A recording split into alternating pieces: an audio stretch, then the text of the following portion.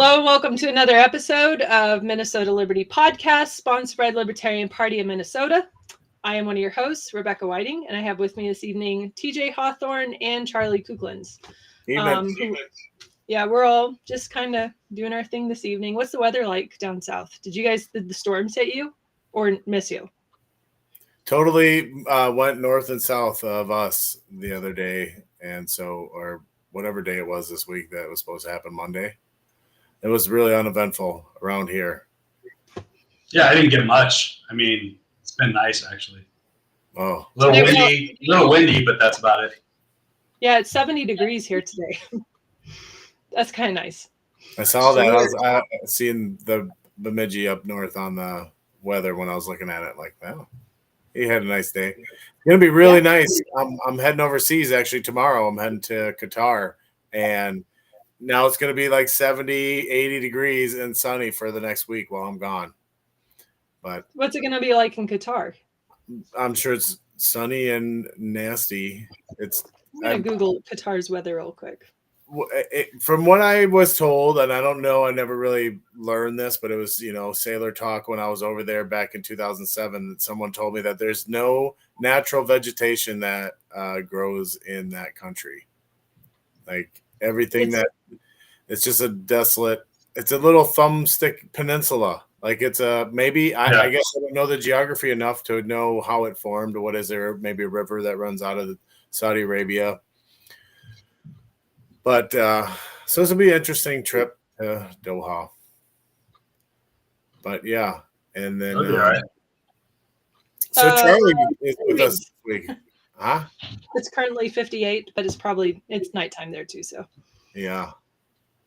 Wait. Well, I mean, no, it's not starting to get like the crazy hot. Although that's down by the water. So, anyways, I'm remembering Kuwait and having like some PTSD from the weather and the heat. Yeah, it was nasty. I was never deployed. I was never deployed to the Middle East. So yeah. Well, I spent all my time in Japan. Oh, you poor thing. Bummer. Yeah. Join the army, see the world.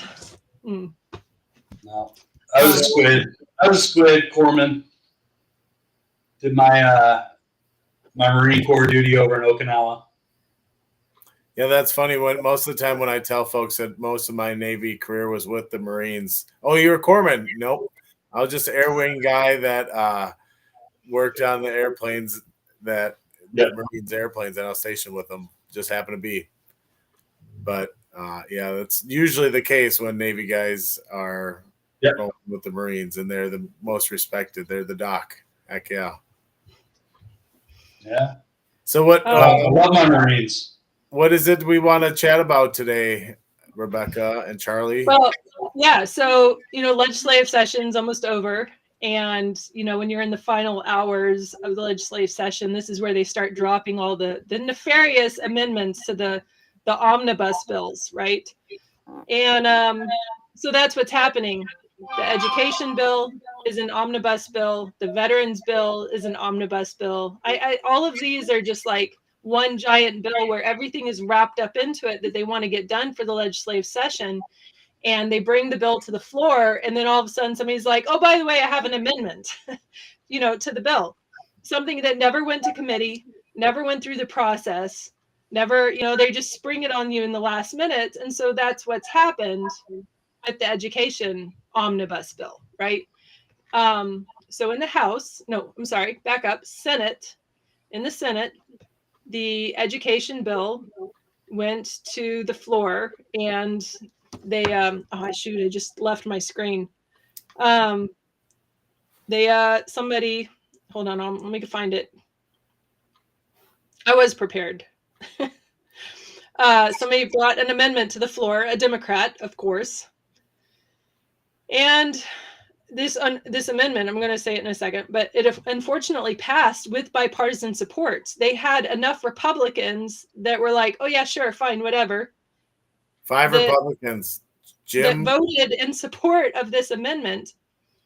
And this amendment for the education bill, which is wraps up homeschooling into it in this omnibus bill, it will essentially make Minnesota the most restrictive state in the country for homeschooling.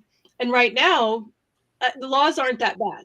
Like some states have homeschooling as a constitutional amendment in their state constitution. We don't, but some states do. Some states have very little oversight, or you're required to be part of a group that, like essentially they give the authority of the oversight to some other group. We don't have that. The oversight is for us individually as parents. We oversee everything. The one thing that we're required to do is kind of follow the same kind of structure that you would for the classes, especially particularly in high school. You're supposed to, hit a certain amount of credits to consider them graduated.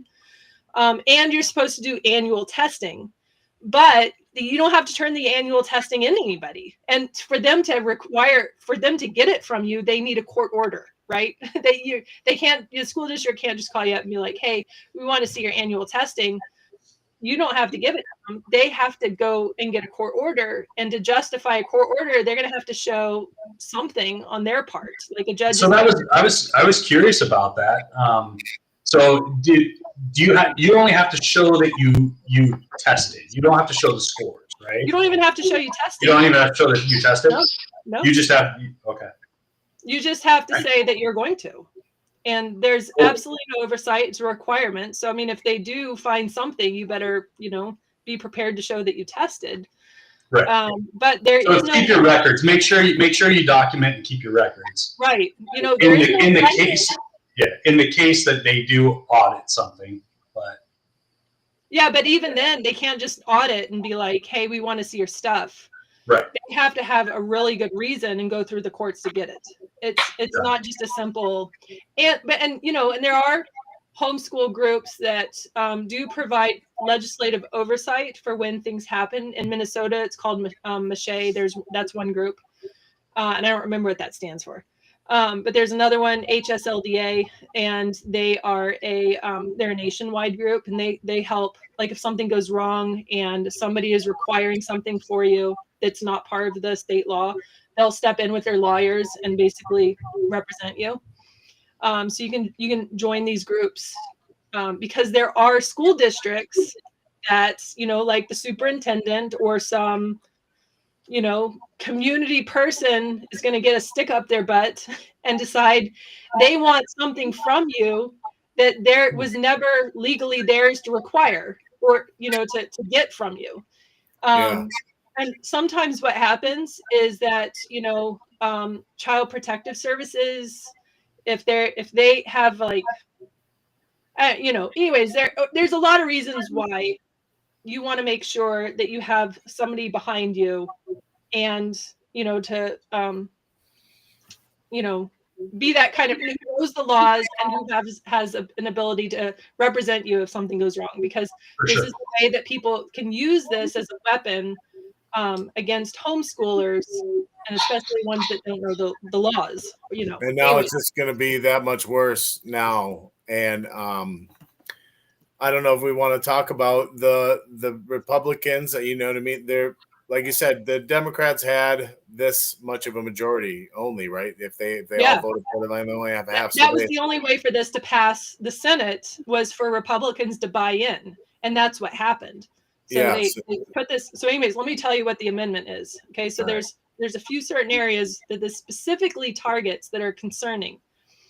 The bill says a homeschool is a school of students related by parent or legal guardian. It's that homeschool education. I'm having trouble reading. It's fine.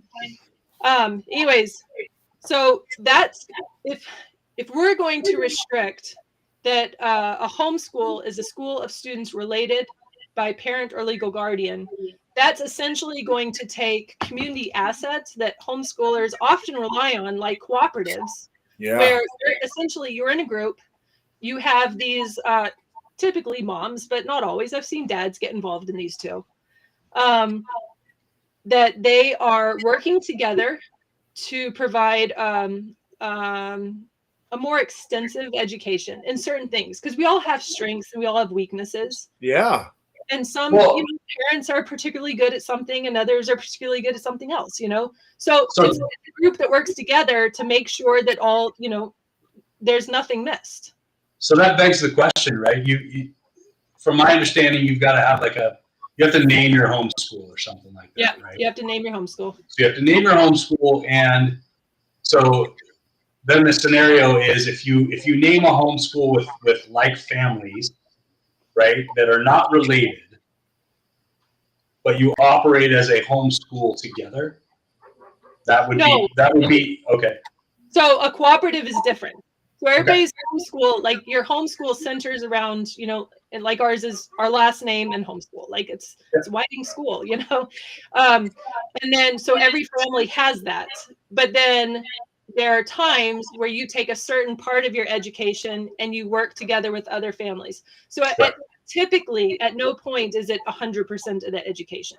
It's like science or history, things that just work better in a group setting.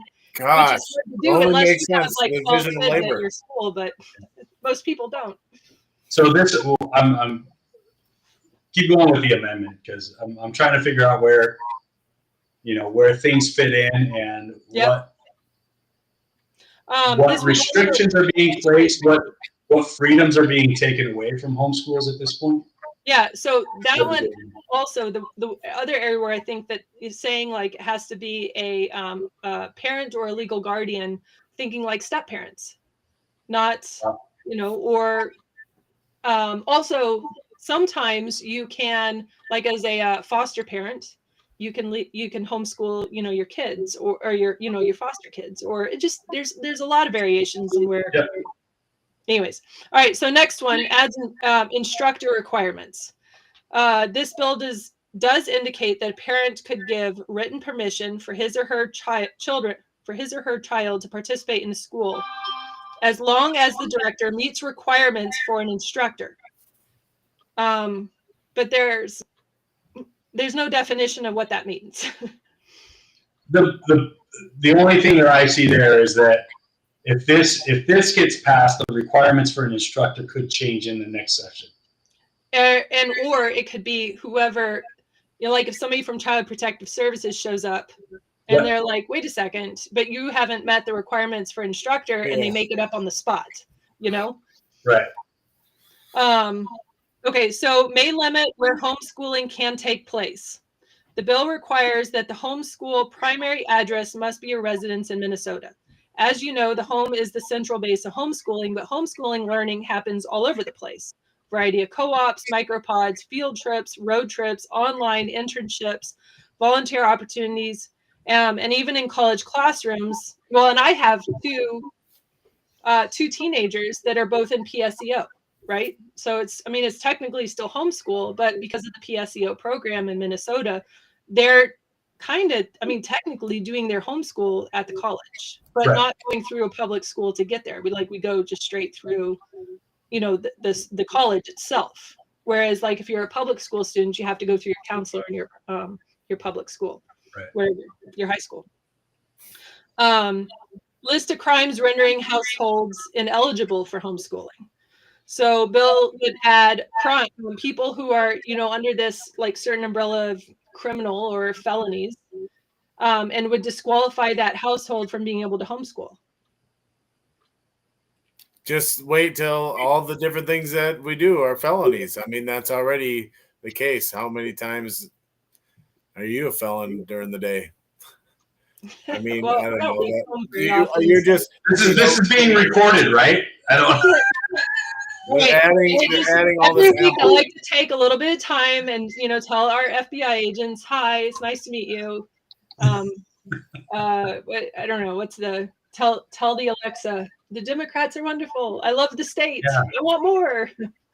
Yeah, and so 507 Patriot talks about having a discussion when these folks do come to your door and say, hey, you're violating this and look at all this crap. Like, how many folks have no idea? They're carrying on with their life, doing what they think is right, raising great people, and all this law jargon crap is happening in that ivory tower in St. Paul, and that they can just come and take it because they have this authoritarian bent to them, and we know it's there. In 2020 we saw all that shit, and we saw Keith Ellison and all his bull crap and enforcement tactics to. Well, okay, so here's another thing, talking about like things that would make you a criminal and ineligible for homeschooling at the same time that this amendment was, put forward and then passed. There is another bill on the floor, and it's in the Senate and in the House. So that's important because to pass a bill, you have to have, the Senate bill pass, and you have to have the House for it to become law. This one would essentially, because in Minnesota, even if you're a homeschooler, and I think this is important to note that maybe people don't understand this, but in Minnesota, you still fall under a school district. So whatever school district you live under, you have to turn in annual paperwork. And it's essentially like a form. If you're doing it for the first time, it's a little longer. And you just say, hey, my intent is to homeschool. You turn to, the school district. It's not that big of a deal. But and then every year you have to turn in a new form saying, I just intend to, continue on with this. Yep. At the same time, though, when you turn in that intent to homeschool, you also, even if you're a homeschooler, also have to turn in your immunization records. And one of the reasons I homeschool, it's because it's none of the state's business. And so I have the option of going and filling out an conscientious objector form for my kids, and you have to get it notarized, and then you turn in the school district, and that falls into like, in the place, like they don't, so now I don't have to turn my immunization records because they have that conscientious objector form, at the school district. There is another bill, House File 3239 and Senate File 3439, that would make the MMR, there would be no exemption for it anymore.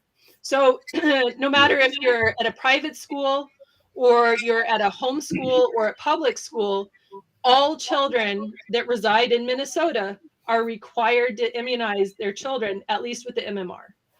And that's a slippery slope. So it's MMR this time, it's the the polio next time, and then the next bill is they're just going to require everything. I don't even know how many shots are in the current schedule. It's like 70 something or 60. I've got a feeling that could get shut down through a constitutional challenge. Yeah, it's got to be able to. Like, here's the thing. Better call Gal. I would have a little more faith, maybe, that would work out, except that in 2021, they mandated, the COVID shots. And then the Supreme Court upheld it to some degree. They upheld it. So I don't know. I feel like. So, yeah, and then they'll rely on precedent in that case to be, but that's, sorry. My mind's going a mile a minute now trying to figure out. Like, it's a bad ruling. A way to get parents to not homeschool their kids. I mean, right. I'm not saying that that this is a conspiracy or anything, but like if I was like, hey, the state's well, we so worship the state, and then I want parents to fall in line and not reject, what the system or the authority is saying. So you have to immunize your children and you have to turn it into the school district. And if you don't, we're going to come and get you. And then there's just a method for criminalizing all parents. Typically I think we really need to think about how this escalates or de-escalates or however it evolves into that BS of somebody coming to get you because you're choosing not to immunize your homeschooled child. And really, it's all about the way that the public schools are getting their funding. Excuse me. Right. Oh, yeah. They need the students now. And so the whole thing in 2020 is look at all the numbers of the homeschool students. And so the busybodies and the admins that they're bloated all to hell say, well, here's our focus. We need to get, how do we do this? And then we do this, we get these laws passed, we lobby these. I don't want to say the blank word, what I use for those people that do all that work over there, but that's how. But that's the interesting thing is like, what's the motivation? What's the motivation behind it, right? Is it really to kill homeschools and drive kids back into public schools? And if that's the motivation, that they're going about it the wrong way. Like the way to draw, like the way to draw people back to public schools is make public schools valuable again, right? Make public schools actually produce great education. Competition. How do you do that? Competition. Right. And now they're going through competition, and they're using the strong arm of the law to stomp out their competition. Okay, so I had to Google it, so I didn't get my numbers wrong. But the average student that it costs in Minnesota to go to public school is almost $14,000 a year. Yeah.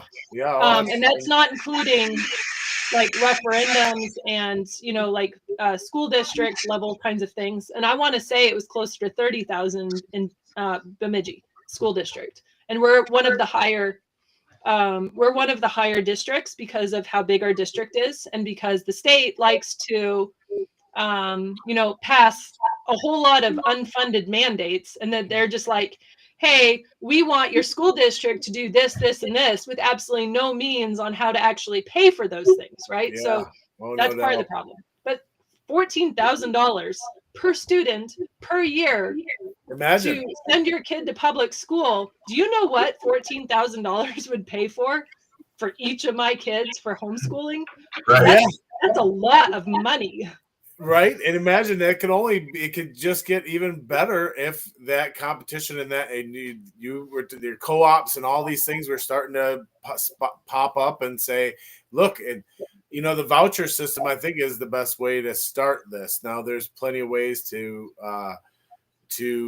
get fraud in that, but there's plenty of ways to fraud every dang system, right? But just like you said, take that average and even knock it down a little bit, and then take that and then send kids out on the free market for school, and folks like Whiting Elementary and Keith's section over here and Charlie's section over here, and honestly, we could all be the homeschoolers for a set amount of kids, and then you have, I think D'Angelo was talking about like a debit card kind of system where my kids go here for 4 days out of the week or 3 days out of the week, and I pay them this much out of this debit. It's like, let that competition for human action thrive.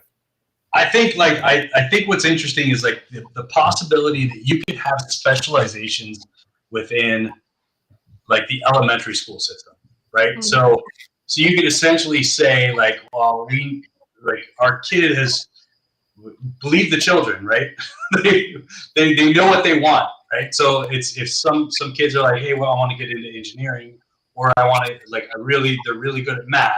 You could have a math focused school, and it's like, hey, it's a high intensity, like single focus curriculum that is managed by like, I don't know, MIT people, that are really good at math. But that's a curriculum that you could follow for a highly skilled, it's hard to do that in a public setting, though. It's absolutely. Well, that's the thing is because we've gotten to this point where we're like, hey, we're just going to get everybody the basic education. That's all we're requiring is a basic education. Yep. But we're lacking that now. We're even lacking a basic education because we've extracted all that away. We're not teaching kids how to read. We're teaching them how to punch, icons on an iPad. Well, that started during the No Child Left Behind, when they slowed down the pace of school to keep up with the kids that were struggling to keep up. And, before that, like, you guys graduated probably high school 90s, right? 96. Okay. Yeah.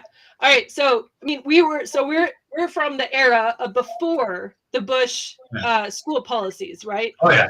And the way that you did school was that kids had the ability to go to accelerated classes, or they had the ability to basically have a para or their own, like, kind of a, individualized attention because they were struggling to keep up.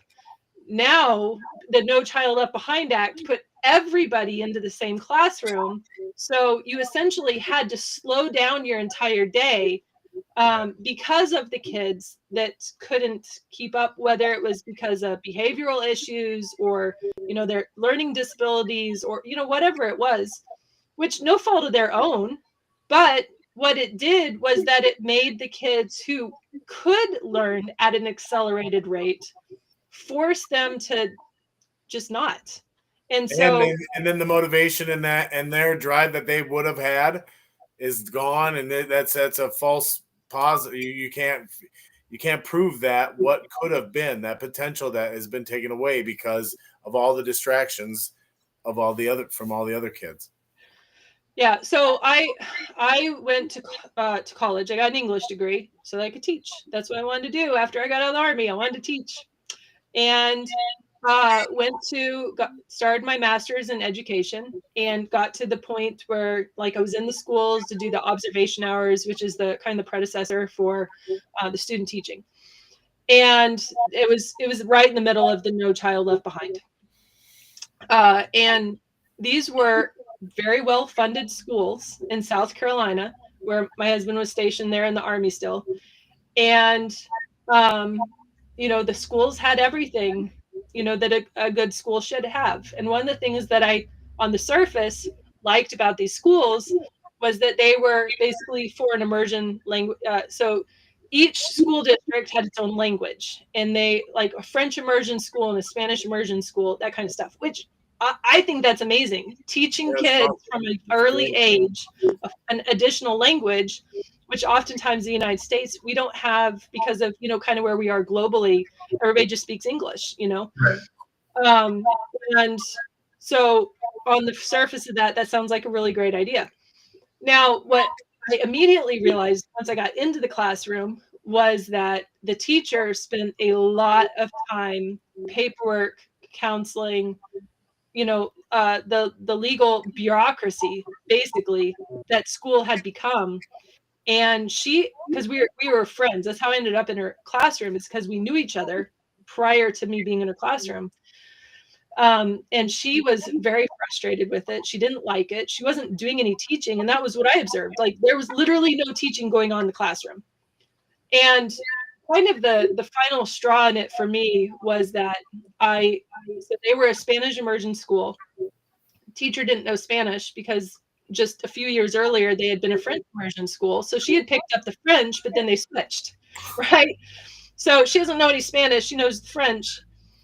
And the way that they are implementing this foreign language program for all these classrooms in the school is that they just pull down, like a screen in front of I guess it wasn't chalkboards anymore by then, it was whiteboards.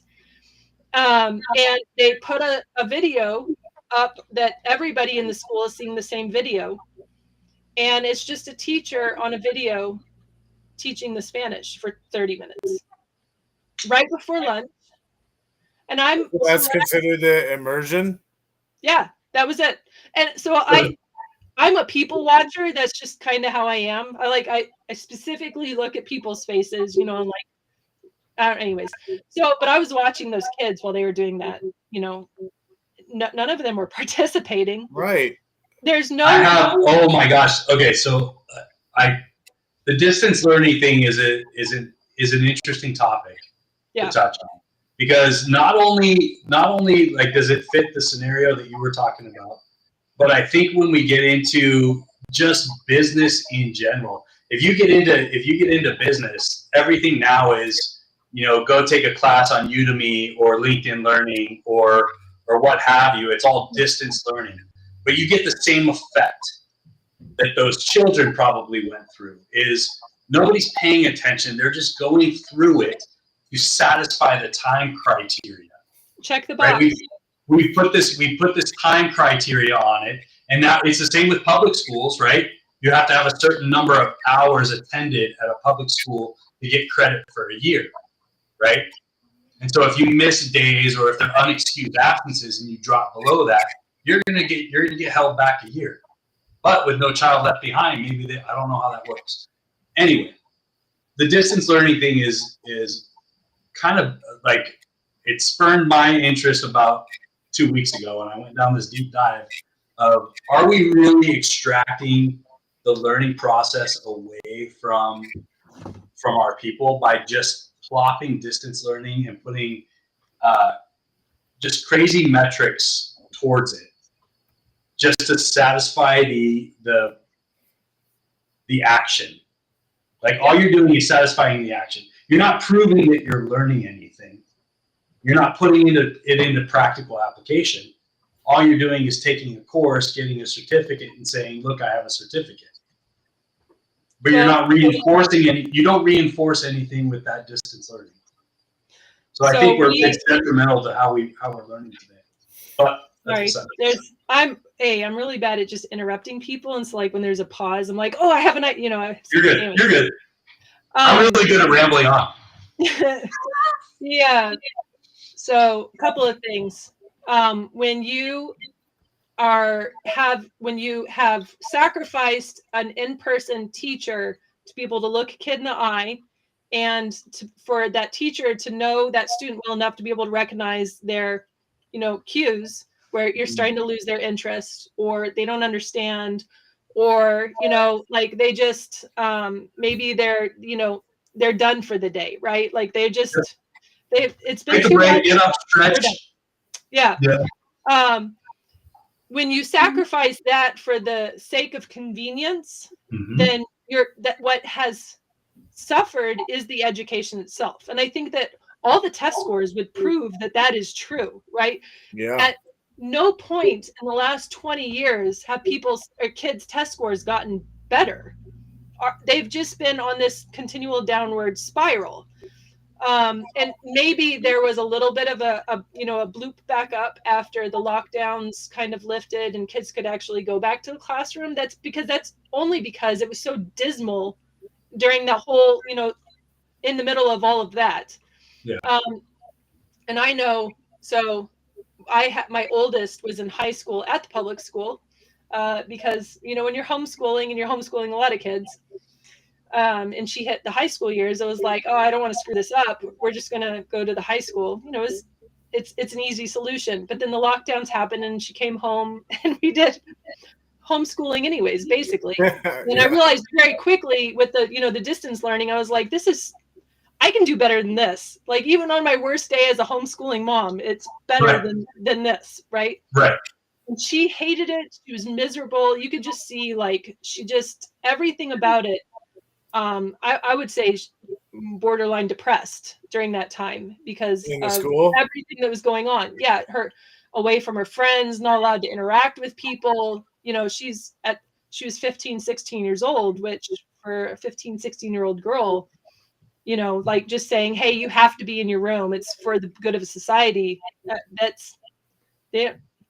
So who cares, Yeah. Anyway, and I don't remember where I was going with this.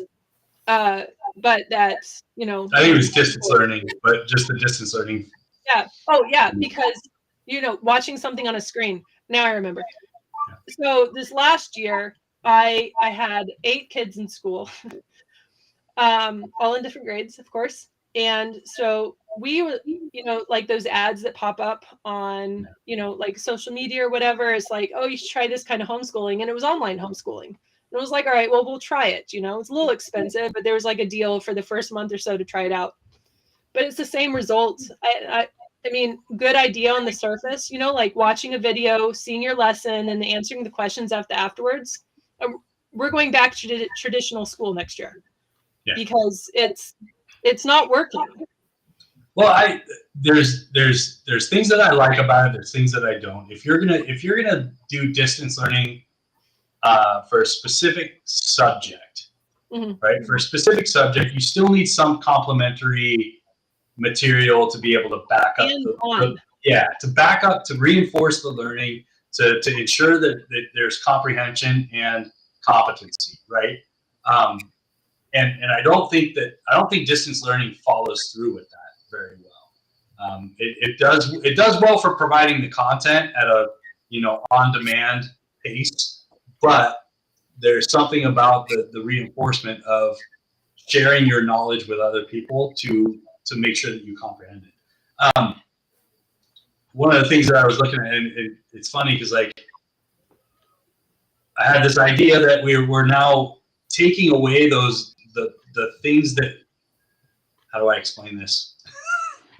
The things that we learned growing up, the time management, the resource management, being able to, be active and go play sports, but still focus on your homework and do your studying. It's all being muddled together now. We're saying, no, we have to do things separately and not like you only work on your homework this day and we'll schedule your exercise on a different day. And that works from like a project management standpoint, right? But we shouldn't be like project managers for our kids. Like let's help them. Let's help them. We're treating them like the Rothschilds wanted, like, right, to be workers. Well, maybe like you nailed something there, like the Rothschilds wanted, because it is like a societal pressure on the parents or from the kids or from other parents on what status in this, neighborhood or in this community do I sit?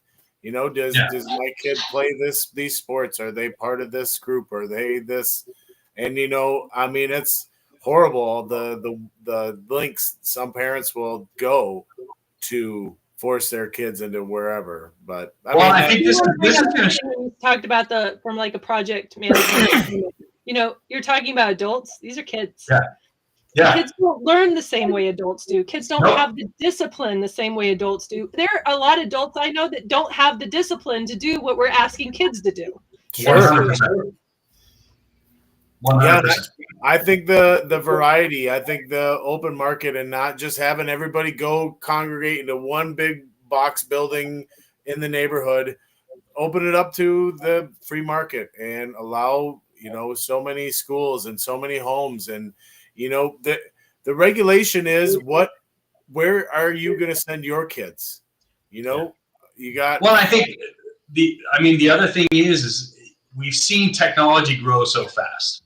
Right, we're still operating on this old. Oh, we're going to do standardized testing. We're going to do, the way that we allocate dollars to the students hasn't changed much, right?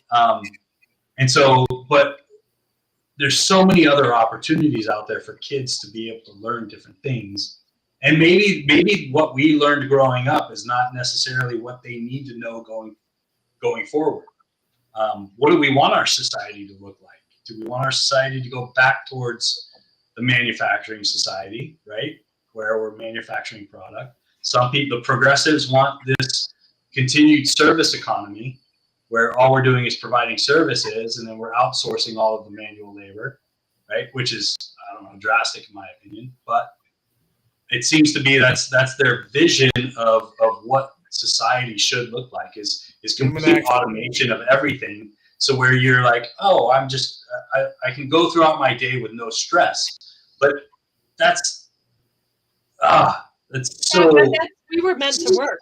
Like we're created to work, and not so like the kind of the society that you're describing is fitting people into a box they were never meant to fit into. And there are, I think, a lot of kids, and this is why we have kind of this recultivation of trades and that kind of stuff, right. Because the things that, I mean, manufacturing jobs, the building, the hands-on, the getting your, where you get dirty every day at work, that some people would see below them are also what a lot of people need to feel like a productive person.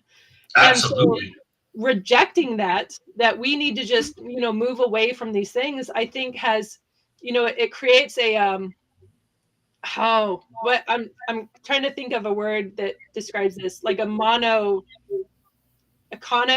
economic mono, where we should be like I don't know, like, we're trying to focus on one type of economy, right. Where we should have, several different types. We should have the manufacturing, we should have the production, but we should also have, the digital kinds of things, Yep. the more, just like, because we need all of it. We're not Yeah. a one size fits all, and neither are students. And We need all of it until we don't, right? But then when you got mandated shit, then all of a sudden you don't need it anymore, but you gotta have it because it's mandated. So that's where you got to just open it up to the freedom of and I think that's the thing is like you start looking at, okay, we need to incentivize these different actions, but then you start bringing the walls in on that box, right? And it's like now you're painting yourself in a corner at some point, because you've got these, and nobody knows why these laws are written at some point. Eventually, right? Like, why did we do this? This was stupid. And it's like, oh yeah, well, we wanted to incentivize this action. Well, yeah, great, but you didn't need to make a freaking law. Make the action attractive, right? Make it attractive. You don't have to incentivize people to do it.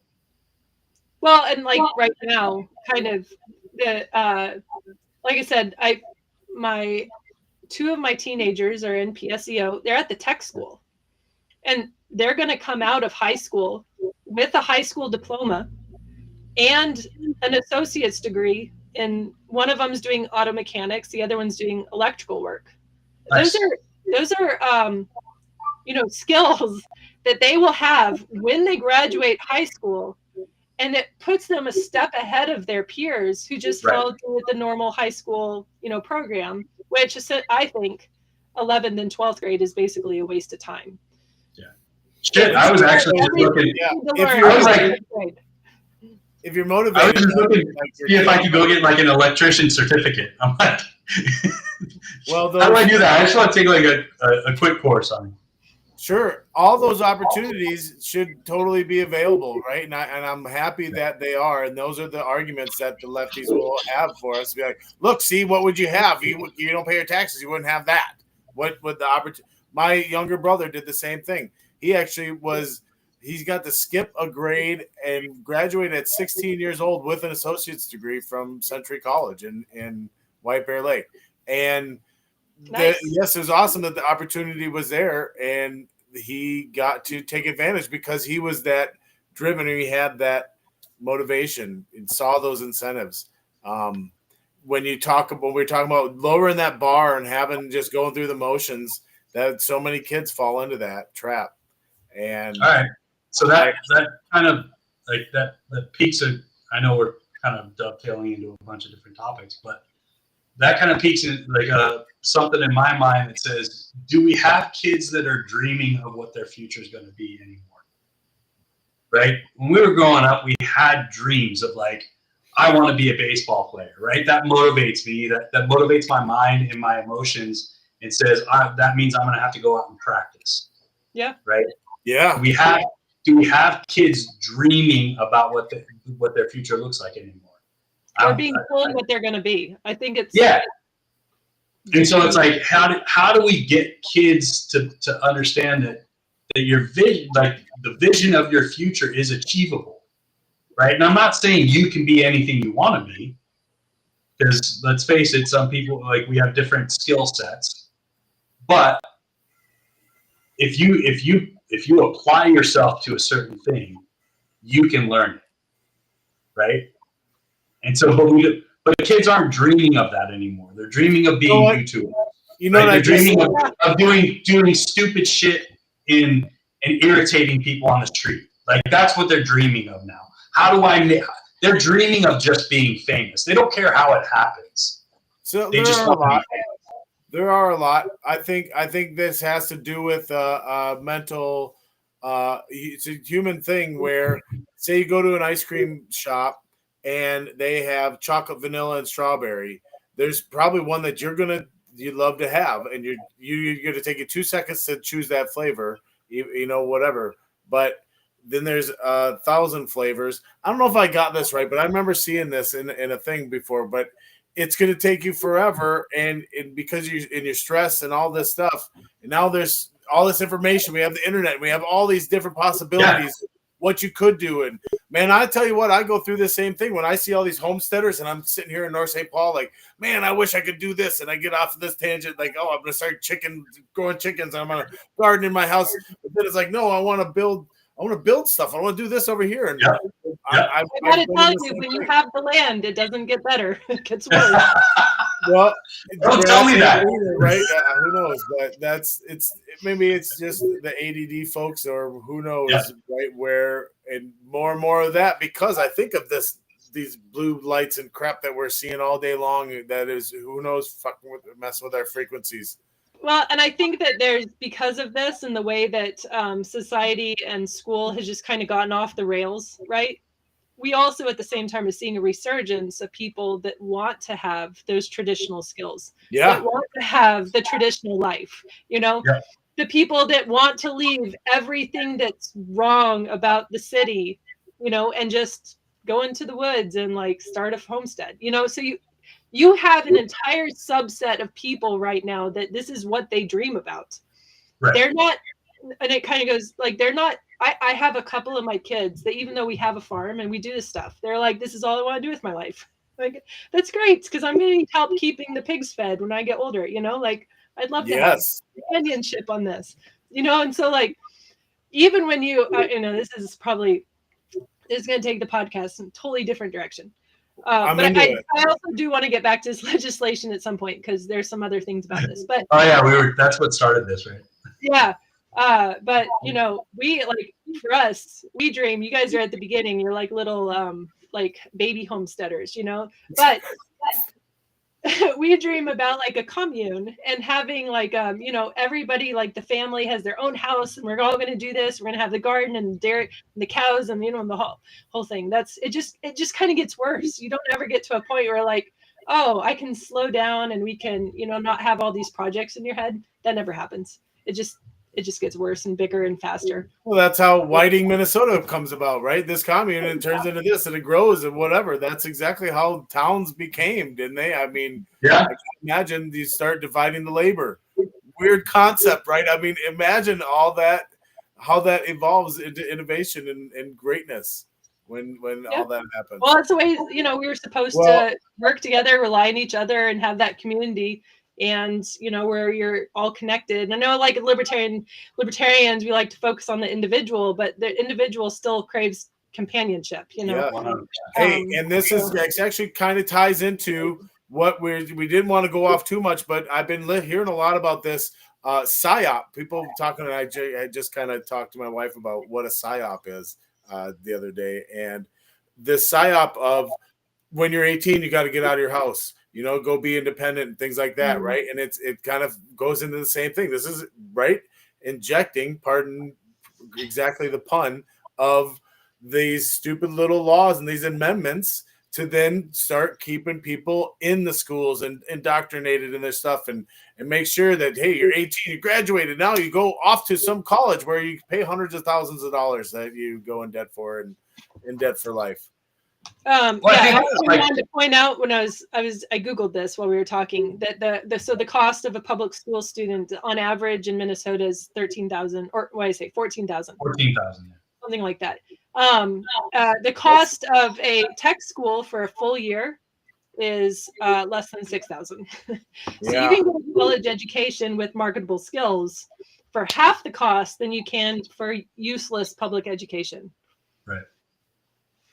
Yep, no doubt. We've seen a resurgence of parents wanting to get back into the school board, right? To be able to curb some of the fruitless efforts that our school boards have taken on. So that's encouraging to see, but I mean, you're gonna hit roadblocks there. You're gonna hit there's a whole group of people that want to see that the public schools continue with what they're doing. So it's going to be a battle, and really the only option you have is to divest from it and go to homeschool or the charter schools or anything like that. But like the thing is the public schools are run by the money. It's the money they're the biggest outfit in the state. Is that Yep. public school. Education Minnesota is massive. Well, they're the Right. biggest employer here in Bemidji. Is the public? There's two that are kind of neck and neck. It's the public school system is the biggest employer in Bemidji, Minnesota, and well, there's Sanford, so the hospital system. So like those two things have the most employees in town. There was something else I was gonna. Oh, anyways, the Republicans. I kind of want to get back to this before we run out of time. The Republicans that voted in support of the Senate bill. Okay. Call them out. Call them out, and call them and shame them. Yeah. Because they deserve it, right? So everything that we just talked about in the direction that homeschooling would go, and this bill did pass the Senate. So I want to make that very clear. The amendment passed. The bill passed the Senate. The 5 Republicans that switched over were Jim Abeler, Julia Coleman. So Jim Abeler, Senate District 35, Julia Coleman, Senate District 48, Karen Housley, District 33, Warren Limmer, District 37, and Carla Nelson, District 24. They're the Republicans that voted to restrict homeschooling to make Minnesota the worst state to homeschool in. The good news is that this bill still has to pass the House. And there has been no amendment in the House omnibus bill. So what they'll probably try to do, because the Democrats like to scheme, is that when this bill goes to the House to get passed, then they'll offer the amendment there also. So what should be happening is absolutely shaming these people. I mean, we expect the Democrats are just going to fall in line and vote as a block, right? That's what they're going to do. The Republicans, we are all relying on them to also vote as a block, but to oppose it. Because right now, it's neck and neck. There isn't a majority in the House. They both have equal. So correct me if I'm wrong. If the Democrats all vote and the Republicans all vote one way, and it is clear there is no majority, the bill does not pass. I think. Yeah. I don't know what kind of majorities have to happen, but I think the Democrats have the 1-seat majority in the House now, right? Don't they? They just don't have the. Well, no, because it's co-chair, right? Yeah. I don't know who the tiebreaker is. Who's the tiebreaker? So it's exactly, I think, 78 to 78. Yeah, I think it's split. There were a lot of turnover in seats this legislative session. We've gone through this one once before, but I do remember now they are co-chairing, and yeah, it's equally either way. We know what bothers me. If the Democrats want to submit this amendment, all it would take is one Republican to break ranks for this to become law, because it's already passed the Senate. And that's how they get them with the omnibus crap, right? So here we are saying, hey, look at what you're doing with this vaccine mandate crap, the amendment, and it's 1 or 2 lines in this, all this, where these lines down here, those Republicans are like, well, look at my veterans or whatever, you know what I mean? They're like, this is this for this, right? And so that's how you get omnibus crap, and it depends on who writes. I don't know who the speaker. Well, and if they're not, like, if you've got a Republican that doesn't prioritize homeschooling because that's not part of their agenda. Yeah, right. That's not within their purview. But something that they do champion is part of the omnibus bill. I would imagine you'd have people going for it. It's the death by 1,000 cuts, right? Like, it's the small little amendments that get added to it that slowly erode away the basis of an institution. That, I mean, when you finally figure it out, you're the frog in boiling water. So it's just it sneaks up on you, and then when you realize that it's too late. Right. And it's so piled up. I mean, like we're the stuff that we don't even know that so many folks have no idea what is law, what is going to make you a felon tomorrow, Yeah. all of that stuff, man. And what's a good solution to this? I don't know. But one great idea is like any law that these legislators that are only there for however long, right? They're only going to live so long, right? So even if there were no term limits on anybody, but laws they need to sunset every dang thing, everything. So from one point on, everything that gets written, no matter what, it sunsets at some point and it's just done. And so then it's off the book. So then you don't have something that's piled up like some kind of dragnet or something that's holding you back. I would say, like, I would agree with you. I would say that you would have to hold a vote at the end of the term to continue it on for another term. Right? That's what I would say. But it would get wrapped up in an omnibus bill anyway, and everybody would. Yeah. Oh God. So maybe that's what we need to be petitioning for.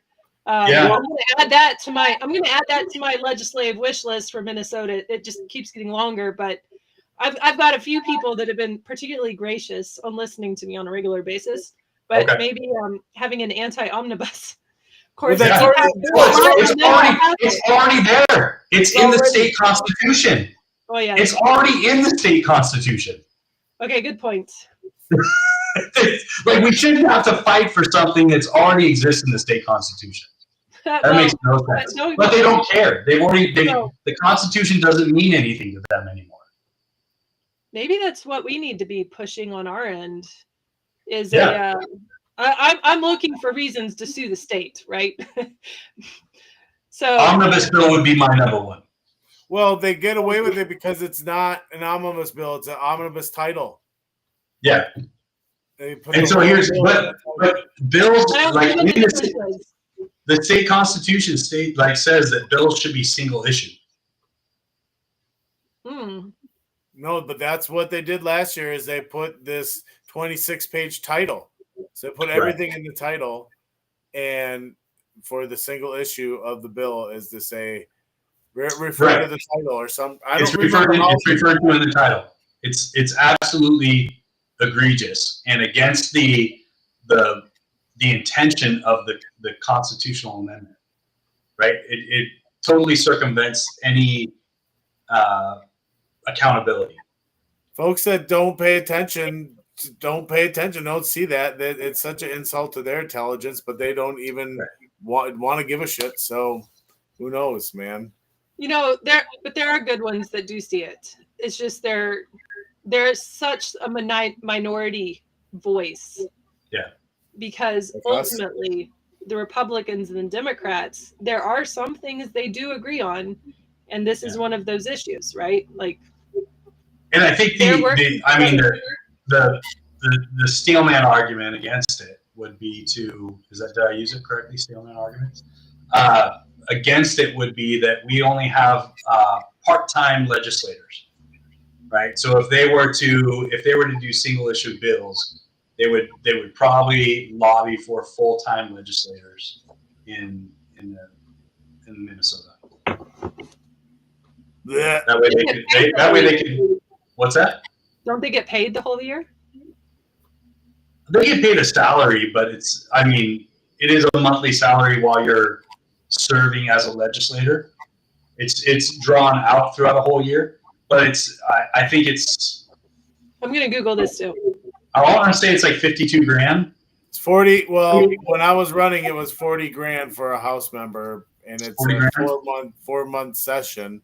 But then it made me think it's like, well, they probably get paid more if the governor declare some special session or something like that. I bet you they get an extra amount. But a Minnesota senator's salary is $51,750. That was from 2023. That's updated from back then. Additionally, though, they also get a per diem of $86 a day. Yep. Wow. And so, like, the thing is that, okay, if they went to a full-time legislature, right, then it would be salary increases, which I mean, fine. I understand that. I don't want a full-time Minnesota legislature because I think right. Like there's so much getting passed in a 4-month session anyway. Like, holy crap. Like, how can we do it year round? We just wouldn't know what's coming next. Like, how do you maintain some sort of decorum in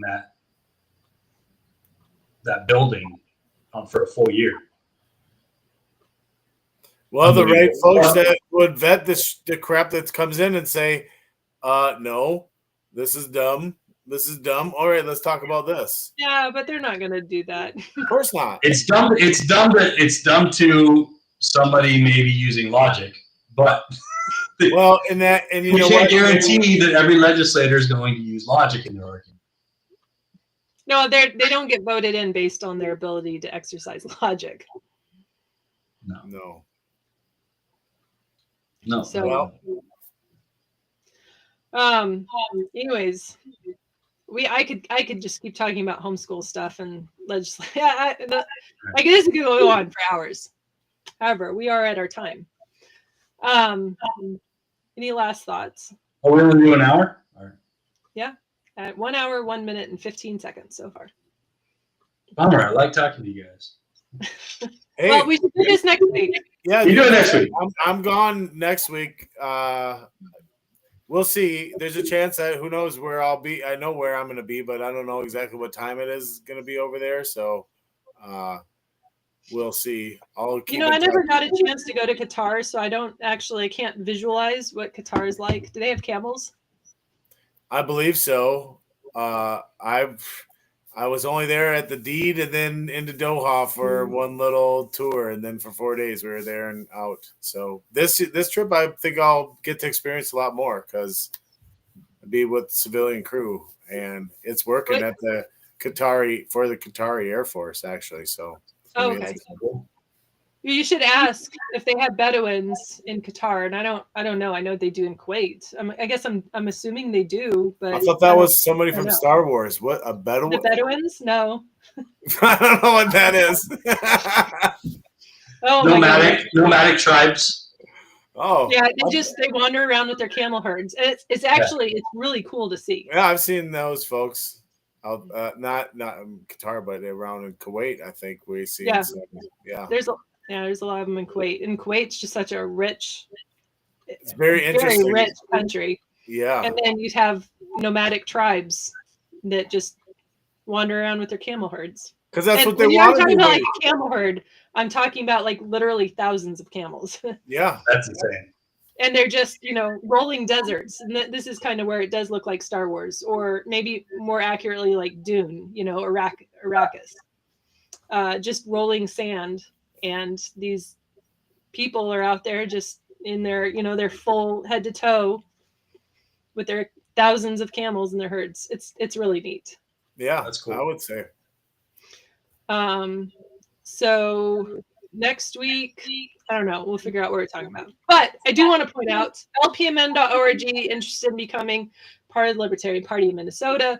There's a link on there, and I can't remember where it is on the page. You join membership, donate to the party. We love new members. And, there's an events page. You can go and look to see where the affiliates are meeting around the state. We have them as far north as Bemidji, Duluth, as far down south as Mankato. Hopefully getting one up in Rochester here soon. So There's definitely some in the cities. And if anybody's interested in having one in your area, we always are looking at starting more affiliates. And so if you're interested, info at lpmn.org. I believe that's the email link. And then, we might have something coming up for content for people to focus on within their local areas. There's also a training going on, by the way. We're doing some training with the Defend the Guard guys. They're coming to Minnesota June 7th. If you're interested, I'm not sure if this is on the website or not, because I just got a new link. The web page got fixed. It wasn't working right, but now it's working. So I'm not sure if this is on the website or not. But if you're interested in coming to activism training with the Defend Guard guys that are, working on this legislation nationwide, It's going to be really good. We're meeting in the Action for Liberty building, and they're letting us use their their space for the day for the training. So that's awesome. But it's $50 to do the class. The class is going to be very intense from 9 to 5. There's going to be a lot of information. So this will help give people the tools to kind of, be that force against the state. So when there's something happening in the legislative session that is awful, like this, we have people who are trained and know what to do about it. So you can do something more than just scream into the void. You know what I mean? And that's what we're looking for, building a coalition of people that just want to, be a pain in every single statist's butt. And that's kind of the goal. Yeah. So, yeah. Or maybe more than just a pain, maybe like an actual problem. That's my goal. There you go. So when people are like, see us coming, they're like, oh, shoot, here they come, Yeah. And, watch out for the porcupine. Hey, say also, I talked with Robbie Bernstein today, and we're going to have summer porch tour August 9th in White Bear Lake. So save the date. He doesn't have the link out on porchtour.com, but it will be there soon. And so we're going to have a live comedy show in the backyard of the Ricksons this year again. So awesome. I'm kind of excited about that. I didn't get to go last year because I was campaigning all week, and it just, I couldn't fit that in too. But this year I'm not. So I missed it last year too. you were there, weren't you, Charlie? No, I missed it. Oh man. Well, we did a pretty good showing at LPMN, and then a lot of folks that just are Robbie or Dave Smith fans that showed up, and it was really cool too. So he's going to be all over the place this summer. He is really booked, and that's really good for him. I'm happy. That's cool. Yeah, that's good stuff. All right. Well, lpmn.org for more information.